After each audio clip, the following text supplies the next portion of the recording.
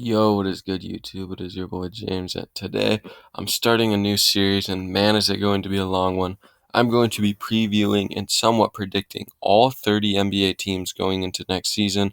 Um, I started off, we're going to be doing the Orlando Magic, and then I'll go alphabetical order.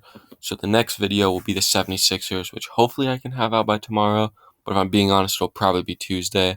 I'm going to try to do like 4 a week, 5 a week, until I get more consistent with it. Um, but getting into the Magic, this is a team that I've been wanting to talk about for a while, and they are my sleeper team going into next season.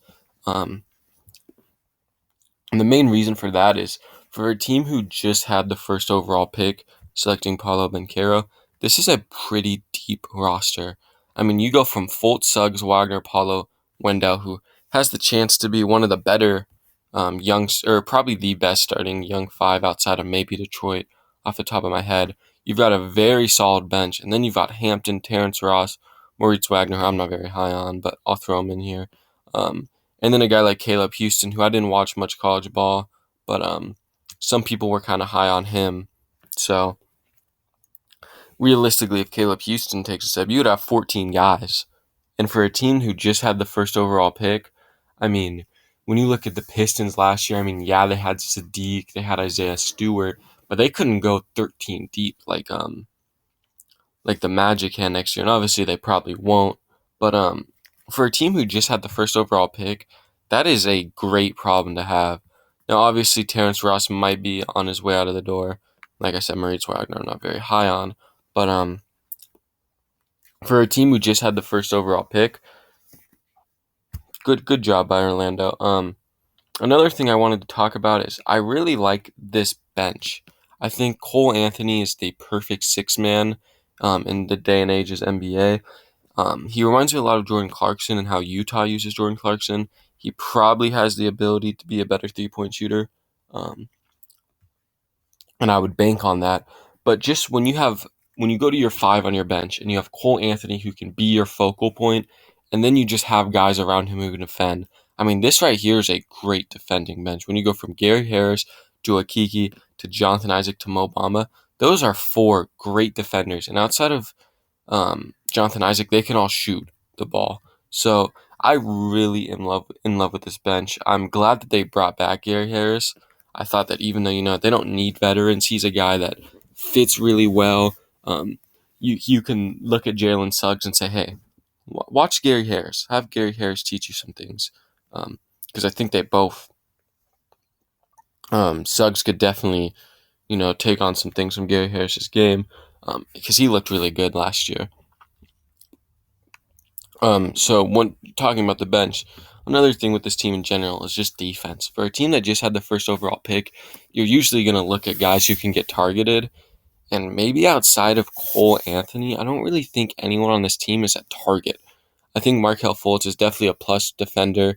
Suggs showed great defensive potential last year. Wagner is okay. Honestly, I haven't done enough film on him to sit down and tell you how good of a defender he is. Paulo will have to wait and see, but I think he has the chance to be a great defender. And Wendell is also a great defender. A guy I wanted to talk about was just Jonathan Isaac's impact.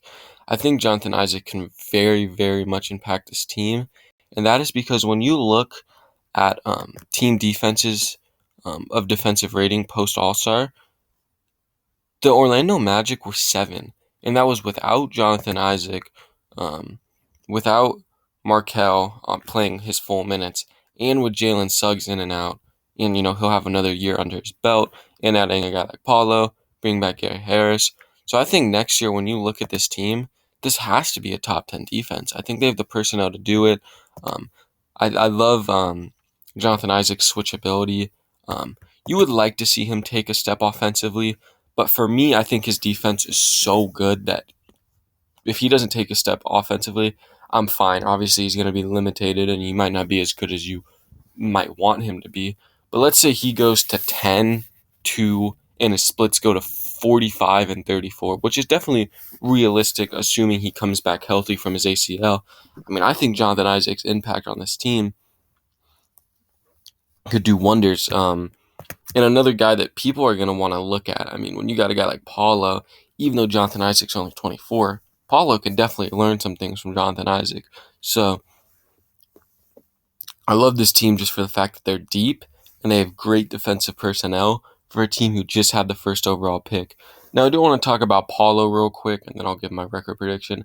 I think Paulo's in a great situation here because even when you look at Cade last year, yeah, he had Sadiq and, Isaiah Stewart, guys like Corey Joseph who are solid.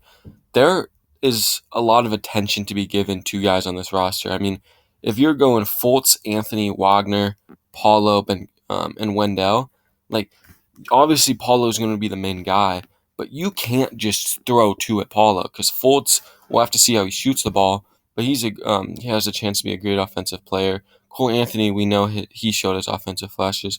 Wagner and Wendell, I mean, yeah, you're going to throw a lot of attention at Paulo, but this isn't a situation like Cade could have been in last year where they were just going to send guys at Cade because there's a lot of offense on this team.